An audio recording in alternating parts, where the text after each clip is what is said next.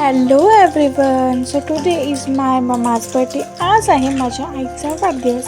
तर माझा भाऊ बनवत होता पास्ता.